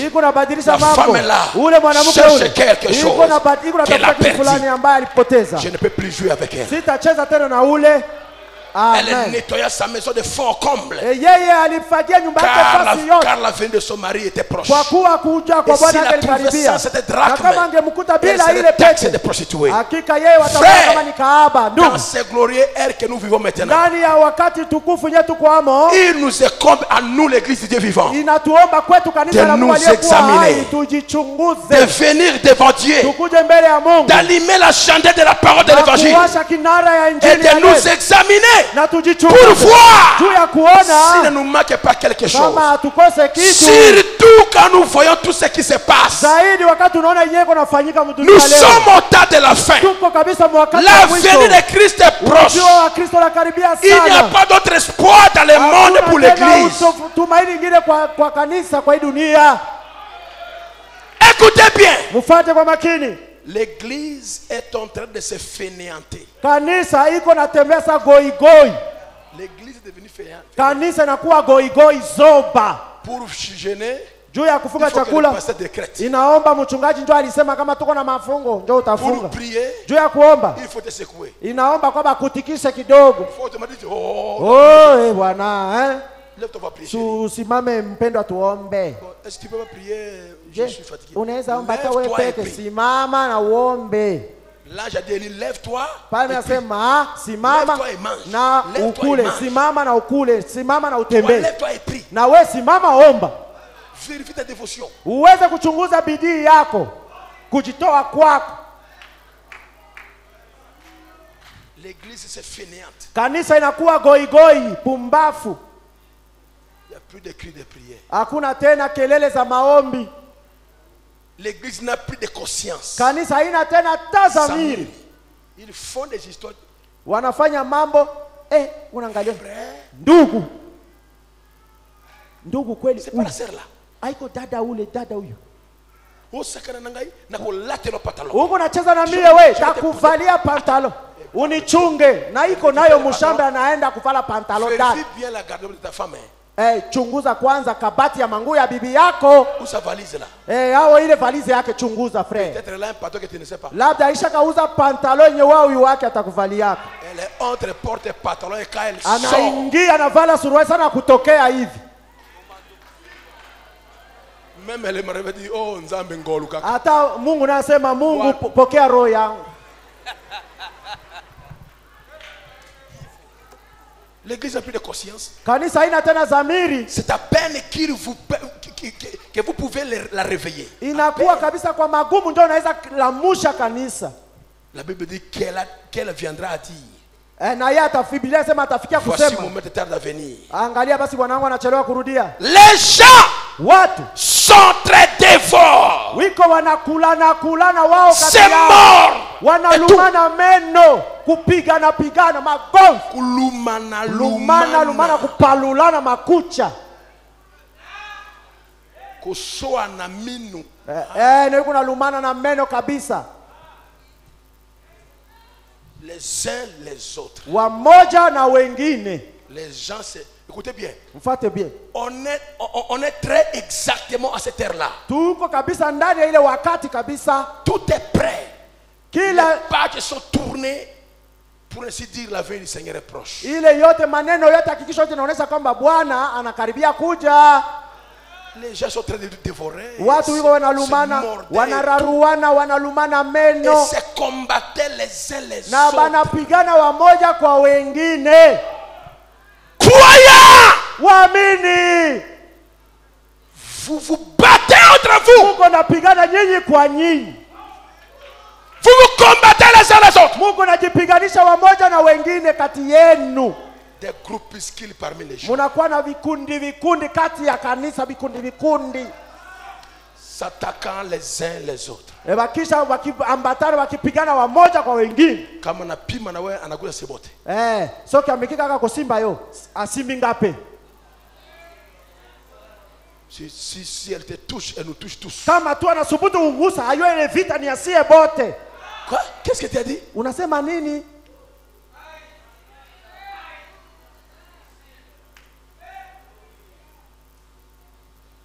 On va mettre un peu Dieu à côté, hein. Tutamtia kwa Mungu pembeni, hein. On va montrer qui nous sommes. Tuoneshane kwanza. Après basi demander pardon. Kisha si tutalomba tu huruma, tunatengeneza vinaishia. vinaishia. Tu peux demander pardon et Dieu refuse. Unaweza lomba msamaha na Mungu anakatala kukusamehe.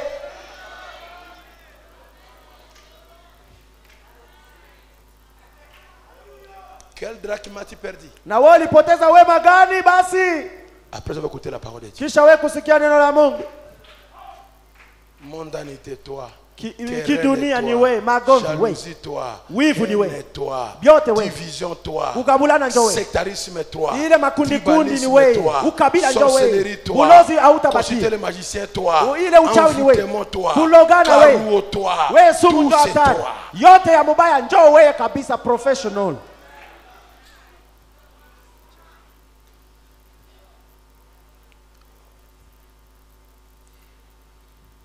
Faisons une inspection. Tujichunguze. Si tu as un cœur kama uko na roho touché, inagusiwa na hii maneno ce soir, jioni ya leo, alors que Dieu te bénisse. Basi Mungu akubariki basi. Amen. Nafuka mina kulusu na makolo ya kolo o penena baina ndeme kozala moye ko. Thank you. Patena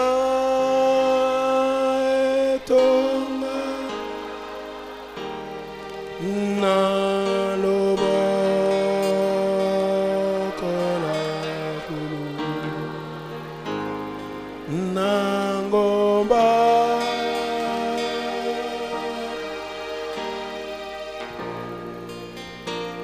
esengo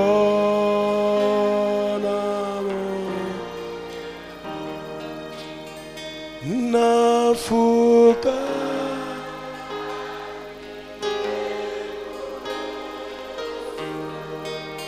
namako oh penena yengai nandimi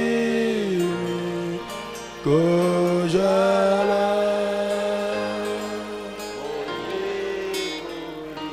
Prions le Seigneur même pour 5 minutes. Dakika 5.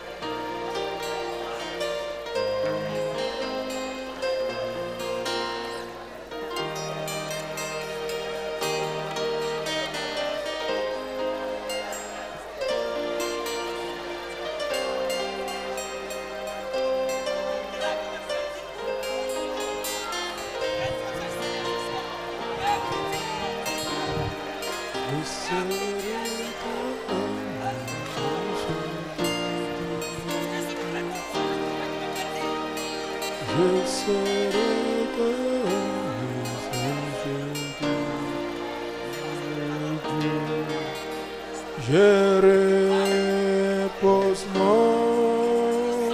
âme en Christ mon Seigneur. En sa puissance dans les calmes et la vérité. Quand les tempêtes s'élèvent, les foudres éclatent, je naviguerai avec toi. Petit est le roi,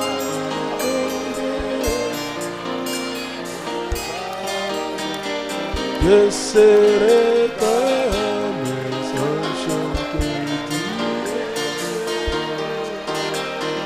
Je serai comme son chanteur. Quand les tempêtes s'élèvent, oh, je naviguerai si les eaux petits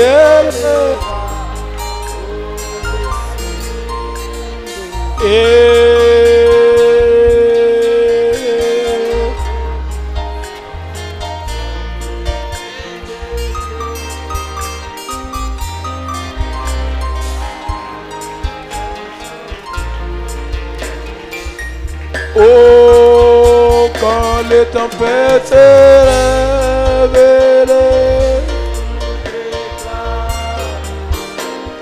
je naviguerai. Levons-nous debout.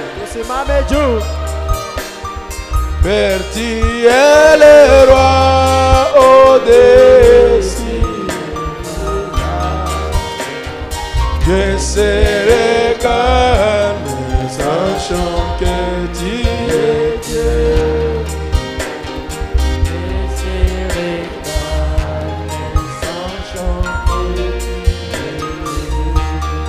Oh, quand les tempêtes s'élèvent,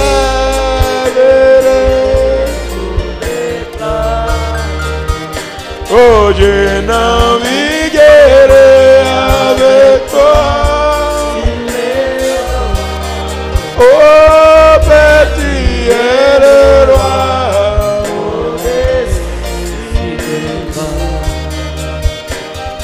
je serai calme,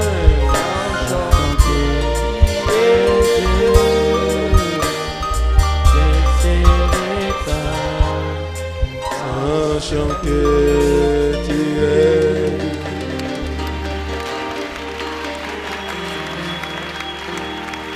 Seigneur bien-aimé, nous venons devant toi. Nous disons merci. Merci à cette parole qui est sortie ce soir. Pour nous révéler. Alors que 2021 termine. Il y a des drachmes que nous avions perdus. Il y a des drachmes qui ne se trouvent pas à leur place. Ce qu'on a prié ici, ça ne suffit pas. Mais dans ton peuple, mais dans ton peuple, l'esprit de supplication, roho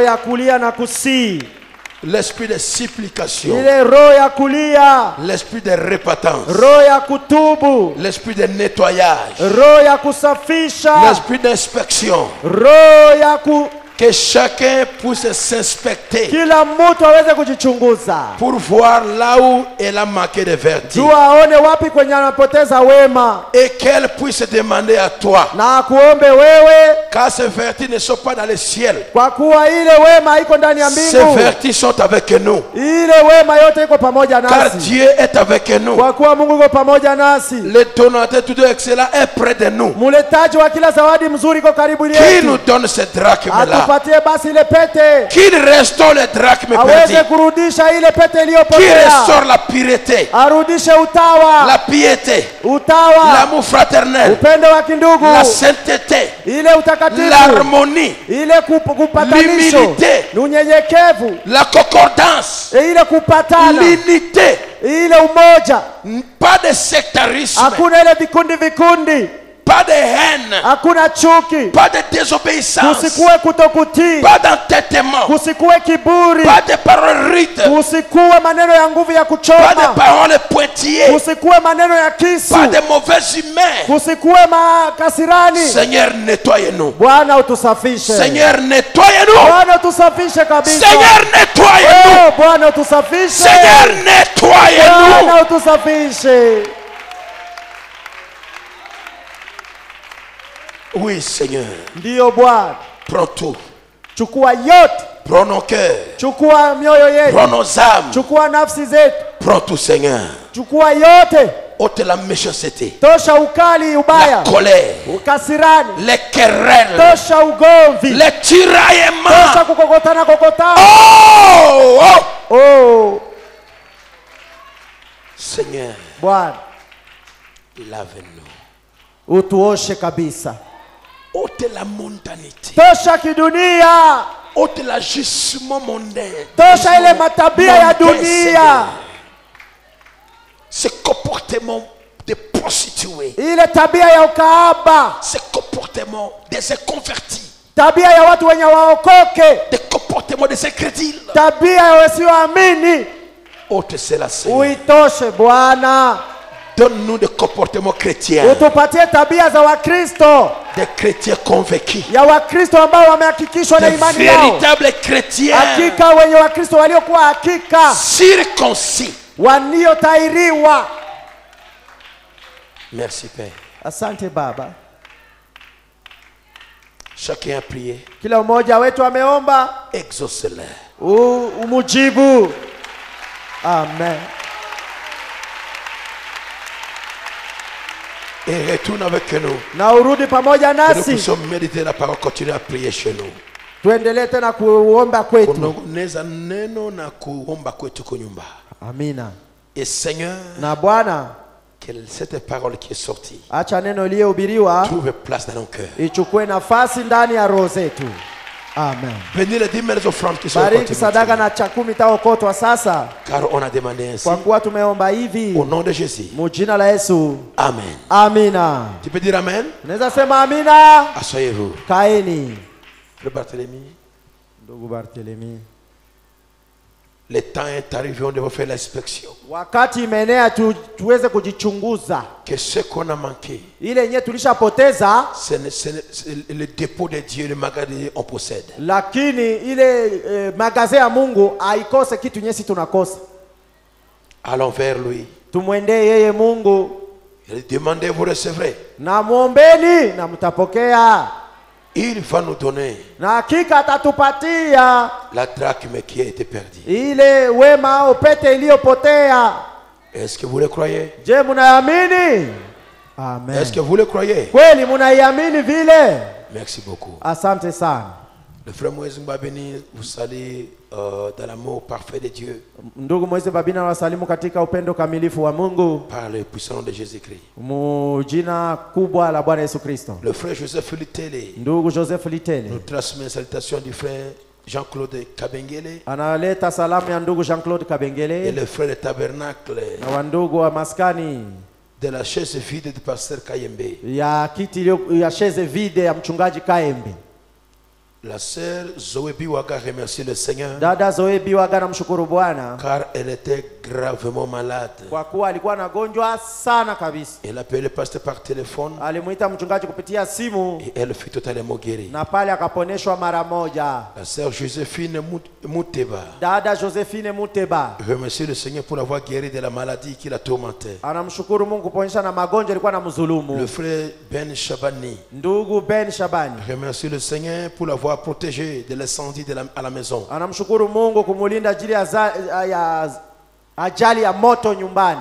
Il dit que rien de grave s'est produit. Anasema hakuna kitu ya ajabu yenye ilifanyika. Que l'Éternel soit loué. Basi Bwana apewe sifa. La sœur Jackie Dada Jackie remercie le Seigneur pour l'avoir guéri anamshukuru Bwana kwa kumponyesha après la prière du pasteur Ben. kisha maombi ya mchungaji Et Ben tous ceux qui l'ont soutenu pendant par la prière et financièrement, que Dieu le bénisse. na wote waliomshikilia na maombi na kipesa, Mungu awabariki. La sœur Rachel Upio Dada Rachel Upio remercie Dieu pour avoir guéri son mari anamshukuru Mungu kwa kuponya mume wake après que le pasteur a prié. kisha mchungaji kuomba. Elle avait la poitrine bloquée. Alikuwa na kifua ambayo inazibiliwa iko bloke. Maintenant tout va bien. Hapa sasa najisikia mzuri. La sœur Espérance Lutula Dada Esperance Lutula remercie le Seigneur pour l'avoir guéri anamshukuru Bwana kwa kumponyesha de la fièvre qui l'a tourmenté depuis le vendredi passé. na ile homa ilikuwa inamtesa tangia siku ya 5 iliyopita. Et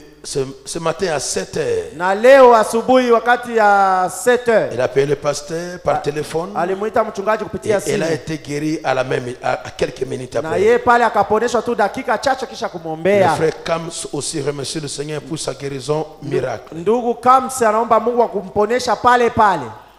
Je remercie l'Éternel pour sa riche protection Namshukuru Bwana kwa ile ukingo wake mkubwa dans le voyage effectué Bunia-Mbujimai. katika safari niliyofanya Bunia Mbujimai. Je vis la main de Dieu durant ce voyage de mariage de mon fils. Niliona mkono wa Bwana katika safari juu ya ndoa ya mtoto wangu. Le frère Daniel faisait remercier le Dieu de Bethel Tabernacle Ndugu Daniel Fezia anashukuru Mungu wa Betheli Maskani pour la guérison de son épouse juu ya uponyaji ya mke qui wake souffrait de la plaie ambaye sur le pied alikuwa na gauche. kidonda. Anasema nilikuwa nagonjwa kabisa. Vous vous souvenez de la plaie de son épouse? Na ndugu Daniel Fezia alilomba ule Mungu aponeshe. A demandé que le même Dieu guérisse la plaie de son épouse. Na ndugu Daniel Fezia alilomba ule Mungu aponeshe vile bibi yake. Que le même Dieu guérisse la plaie de son épouse. Na ndugu Daniel Fezia alilomba ule Mungu aponeshe vile bibi yake na même Dieu guérisse la plaie de son épouse. Na ndugu Daniel Fezia alilomba ule Mungu aponeshe vile bibi yake na kidonda yake. Guérisse la plaie de son épouse. Na ndugu Daniel Fezia alilomba ule Mungu aponeshe vile bibi yake na kidonda yake. Maintenant ce n'est plus l'Amérique, c'est Abunia. Haiko tena Amerika na Mungu anakuja ponya Abunia. Acclamons Dieu particulièrement. Tumushangilie Mungu kwa kipekee. Il est le même. Yeye ni yule. Bethel Tabernacle. Betheli Maskani. Vous serez grandement jugés. Hakika mutahukumiwa bia mingi. Parce que vous voyez beaucoup et Dieu vous a donné beaucoup. Kwa kuwa munaona mingi na Mungu anapatia bia mingi. Et vous continuez encore à voir. Na mnaendelea kuiona mpaka leo. Na Kejoville. Martin. Je remercie le frère Hippolyte. J'étais sérieusement malade la nuit dans l'église ici. Ndugu Hippolyte anasema niligonjwa sana usiku kanisa. Quand je suis arrivé à la maison, wakati nilifika kwa nyumba, j'étais toujours malade. Nikiwa tu mgonjwa. Le frère, le serviteur de Dieu Jacques Ngongo a prié pour nous à la maison. Mtumishi wa Mungu Jacques Ngongo alituombea kunyumba. J'étais toujours malade. Nilikuwa tu ningali nasikia mgonjwa tu. Mais quand j'ai suivi la prière en ligne que le pasteur avait faite, wakati nilifuata maombi kwenye mtandao wa YouTube ambapo mchungaji alikuwa anafanya, 4 octobre 21, siku ya tarehe 4 mwezi wa 10 mwaka 2021 j'ai senti une forte onction. Nikasikia upako mkubwa. Et j'ai reçu ma guérison. Na mimi nikapata uponyaji wangu. Que Dieu soit loué. Mungu apewe sifa. Et qu'il bénisse le pasteur Jacques Ben Bilombe. Na bariki mchungaji Jacques Ben Bilombe. Et le frère Jacques Ngongo. Na ndugu Jacques Ngongo. La sœur Marceline remercie le Seigneur. Dada Marceline anamshukuru Bwana. Pour la guérison de la maladie qui l'a tourmenté. Juu ya uponyaji ile magonjwa alikuwa anamdhulumu. Et c'était trop de douleur sur la poitrine. Alikuwa anasikia maumivu mingi kukifua. Et tout le corps faisait mal. Na mwili wote ulikuwa unauma. Mais après qu'il a appelé le frère Lokolo, wakati aliita ndugu il a reçu sa guérison. Akamwombea akapata uponyaji. Paul Bassara remercie grandement le Seigneur. Ndugu Paul Basara anamshukuru Bwana sana. Pour sa guérison et celle de son épouse de la dernière dimanche. Ile maombi ya siku ya Mungu. Après la parole de connaissance. Kisha neno ya kujua. La sœur Béameda. Dada Béameda. Remercie le Seigneur de l'avoir guéri. Anamshukuru Bwana kwa kumponyesha. De la grippe après la prière de Diacre Germain. Na grippe kisha maombi ya mchungaji ya Shemasi Germain. Le frère Kimareki Michael. Ndugu Kimareki Michael. Remercie le Seigneur pour la protection Mungu Bunia. Ukingo wake Mungu mpaka Bunia. Mardoshe Mungu Jakisa. Mardoshe Mungu Jakisa. Remercie le Seigneur pour sa guérison de rhume à la montagne. Anamshukuru Mungu kwa uponyaji yake kule kumlima. Joséphine Boalala. Joséphine Boalala. Remercie grandement le Seigneur. Anamshukuru Mungu pour la sana. guérison de son enfant hier. Ndio uponyaji wa mtoto wake jana. Après la prière du pasteur. Kisha maombi ya mchungaji. La sœur Kabasha. Dada Kabasha. Remercie grandement le Seigneur tout puissant. Anamshukuru sana Mungu mweza yote. Pour avoir délivré toute la famille. Kuweza kukomboa jamaa yote mzima. De la grippe qui frappe. Zidi ile grippe yeko napiga. Après la prière de notre diacre Joseph Lokolo. Kisha maombi ya shemasi wetu Joseph Lokolo. Le frère Jacques Bangala. Ndugu Jacques Bangala. Remercie le Seigneur Jésus. Anamshukuru Bwana Yesu. Pour la guérison de maux de tête et de gorge qui faisait mal. Uponyaji ya kichwa ilikuwa inaluma na mlima ulikuwa inaluma. Après la dimanche. Kisha maombi ya siku ya Mungu. Oh, la sœur Rose. Dada Rose. Chepe. Remercie le Seigneur de l'avoir guéri de la grippe. Na ile grippe. Après qu'il ait seulement entré au bureau du pasteur. Kisha yeye kuingia tu mu ofisi ya mchungaji. La sœur Patience Alia. Dada Patience Alia. Remercie le Seigneur d'avoir guéri sa fille Dorcas de la toux. Anamshukuru Mungu mponyesha binti wake Dorcas na kikozi. Benita Miriam. Remercie le Seigneur pour le bon déroulement du mariage de son fils Sylvain à Kinshasa. Juu ya ndoa inapita mzuri ya mtoto wake Sylvain kule Kinshasa. Justin Gona. Ndugu Justin Gona. Remercie le Seigneur Jésus de l'avoir exaucé après avoir soumis sa requête au pasteur. Kuweza kujibu kwa hitaji yake ya maombi kisha kuiambia mchungaji. La sœur Kams.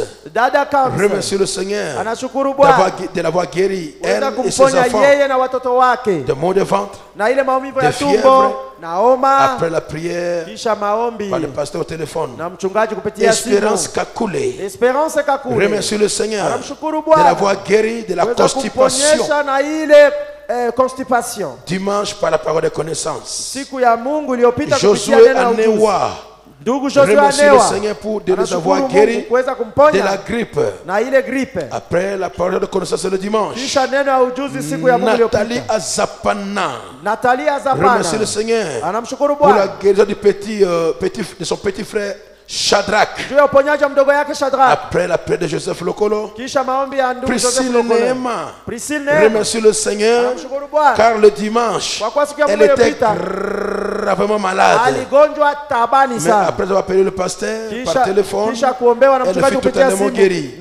Sœur Lufette Rachel remercie grandement le Seigneur pour avoir guéri son petit frère d'une forte toux. Après la fête de serviteur de Dieu, Joseph Lokolo. La sœur Lucia Dubo remercie le Seigneur pour l'avoir guéri de rhume le lundi. Après la prière en ligne. Oh, gloire à Dieu, beaucoup de remerciements. Harriet Lover remercie le Seigneur Jésus pour l'avoir guéri d'une forte grippe qui l'a menacé depuis le samedi dernier jusqu'à lundi, le jour qu'elle a presque mourante. Alors, elle a fait signe au pasteur et le pasteur a prononcé le mot des mots et elle fut complètement rétablie. Et Dieu encore merci Seigneur Jésus-Christ de l'avoir guéri mal. Elle passe l'urine. Elle passe l'urine tout moment. Pendant 10 jours. Sans arrêt. Et la parole de connaissance sortit à la montagne. Le samedi passé pendant la prière. Et elle s'est arrêtée au moment même. Gloire à Dieu. Etienne Chongo. Remercie le Seigneur. Protection du voyage. Jusqu'à Mambasa. Musichoke. Na wana sema musichoke. Ne soyez pas fatigué. Ne fatiguez pas. Tu es déjà fatigué. Iyo kundi hapa hivi. David Kambale remercie le Seigneur d'avoir délivré toute sa maison de la pneumonie après la prière de frère Joseph Lokolo et d'avoir guéri son épouse de gastrique. Shalom Biarouenda remercie grandement le Seigneur pour la guérison de son enfant Bonheur qui souffre de la malaria après la prière de notre diacre Lokolo. La sœur Fatou Amissi remercie le Seigneur de la guérison de la grippe et des articulations qui faisait mal après la prière du pasteur. Maman Marine Kondo remercie le Seigneur pour sa guérison de la maladie qu'elle souffrait, que son Seigneur soit loué à jamais. Désiré Soma remercie aussi le Seigneur d'avoir expérimenté l'esprit d'adoption après avoir pardonné à la voisine de répéter tout va bien. Après qu'il parlait et elle fut totalement guérie quand elle a dit tout va bien. Rachel Bombassa remercie le Seigneur Jésus de l'avoir guéri de la grippe. Après l'appel du pasteur au téléphone, que le nom du Seigneur soit loué à jamais et qu'il bénisse le pasteur.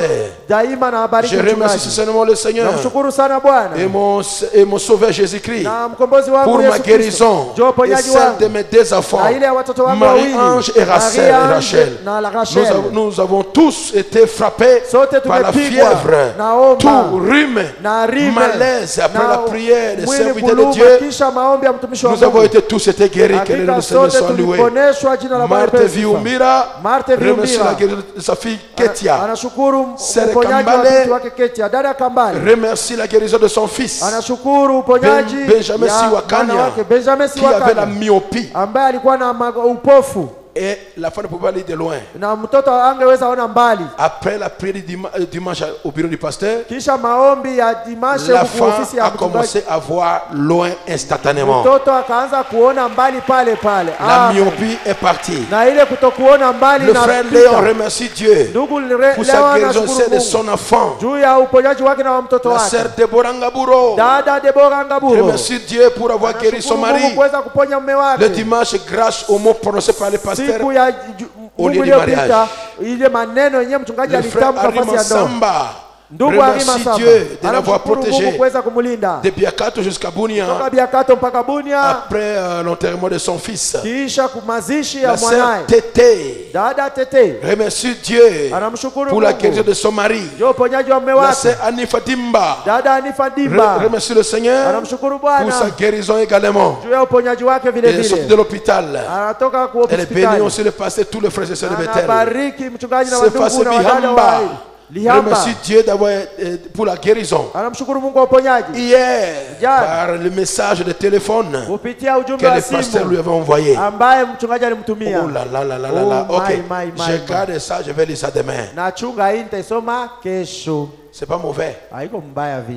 On va pas jeter, je garde ça moi-même pour vous le prouver.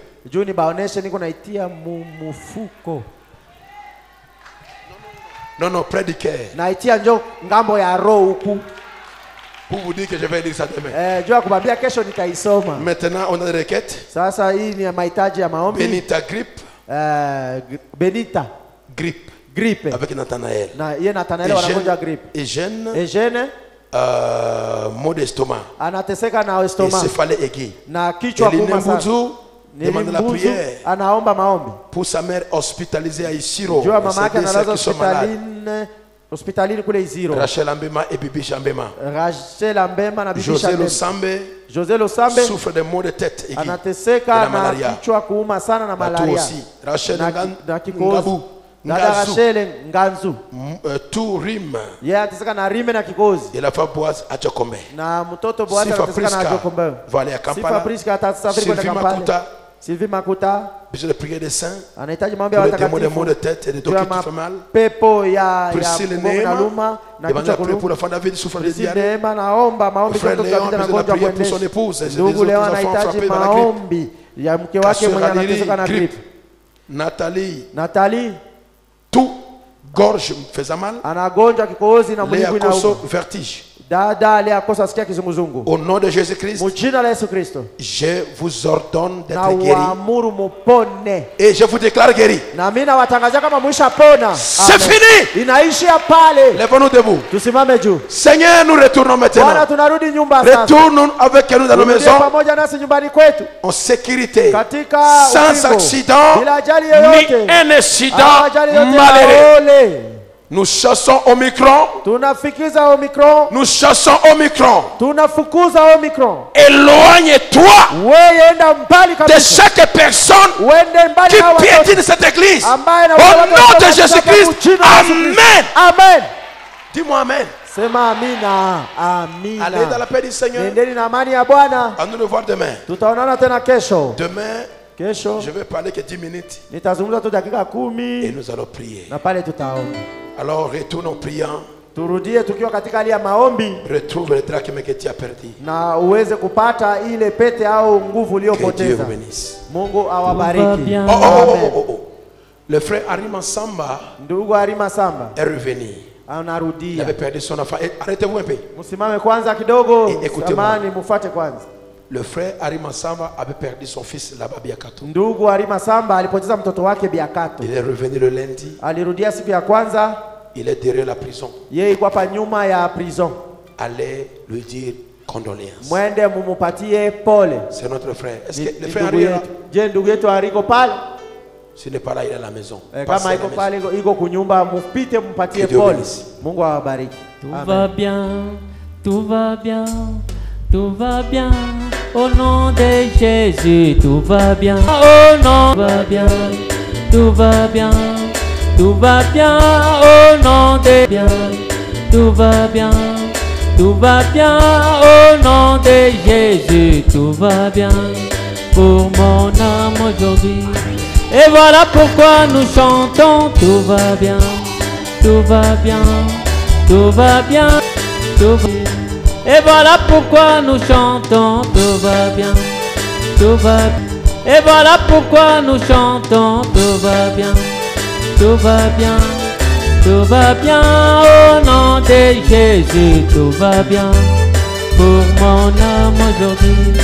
Et voilà pourquoi nous crions, tout va bien, tout va bien, tout va bien. Au nom de Jésus, tout va bien. Et voilà pourquoi nous chantons, tout va bien,